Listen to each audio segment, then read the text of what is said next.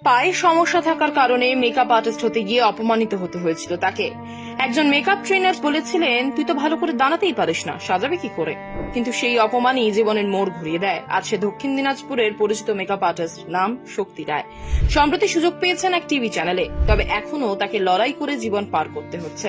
কারণ বছর 3 আগে বাবা মারা যান, দাদা বিয়ে করে আলাদা হয়ে গিয়েছে। তাই শক্তির সংসার বলতে এখন শুধু মা আর সে। পুরনো মাটির বাড়িটা ভেঙে এখন যা বাকি সেটা একটা ছোট ঘর আর একটুখানি বারান্দা। সেখানেই মা মেয়ে থাকেন। নেই ভালোভাবে জল বা বাথরুমের ব্যবস্থা।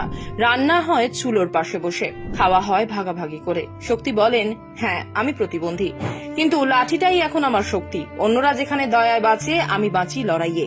এক ছোট্ট গ্রামের মেয়ে শক্তি রায়, যে আজ গোটা অঞ্চলে পরিচিত একজন মেকআপ আর্টিস্ট হিসেবে। অথচ একসময় ক্লাস 8 পর্যন্ত হামাগুড়ি দিয়েই চলতে হতো তাকে। শক্তির দুটো পা কখনোই ছিল না আর 10 জনের মতো স্বাভাবিক।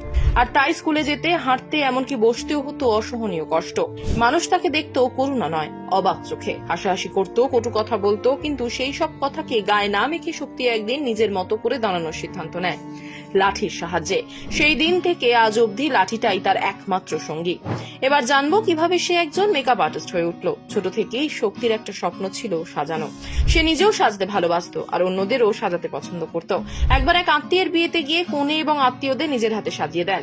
তার সেই কাজ দেখে মুগ্ধ হয়ে যান এক দাদা ভাই। সে বলে, আমি যখন বিয়ে করব তখন আমার হবু স্ত্রী তোমার কাছেই সাজবে। শক্তি প্রথমে লজ্জা পায়, কারণ তার কাছে মেকআপ করার মতো কোনো কিটই ছিল না, এমনকি সে কোনো প্রশিক্ষণও নেয়নি।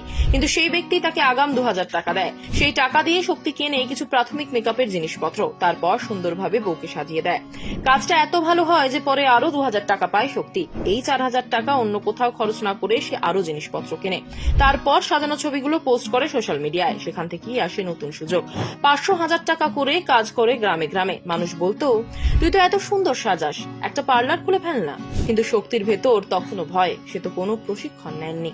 এরপর সাহস করে গঙ্গারামপুর শহরের এক পুরনো পার্লারে গিয়ে শিখতে যায়। কিন্তু মালিক সাফ জানিয়ে দেয়, তুই তো দাঁড়াতেই পারিস না, কাজ শিখবি কি? সেই কথায় হৃদয় ভেঙে যায় শক্তির। কাঁদতে কাঁদতে বাড়ি ফিরে আসে, কিন্তু হাল ছাড়ে না। কয়েকদিন পর সে আবার ফিরে যায়, এবার একটি অন্য পার্লারে, সঙ্গীতা ভৌমিকের কাছে। সঙ্গীতা না বলেননি, বরং সুযোগ দেন। আর তখন থেকেই শুরু হয় শক্তির নতুন অধ্যায়। আজ শক্তি একজন সফল মেকআপ আর্টিস্ট।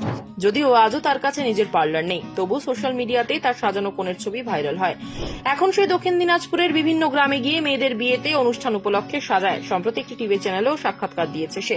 সেখানে নিজের জীবনের কথা সাহসের সঙ্গে শেয়ার করেছেন। শক্তি রায়ের গল্প শুধু এক মেয়ের মেকআপ আর্টিস্ট হয়ে ওঠার গল্প নয়, এটা একটা বার্তা। শরীর নয়, ইচ্ছা শক্তি মানুষকে এগিয়ে নিয়ে যায়।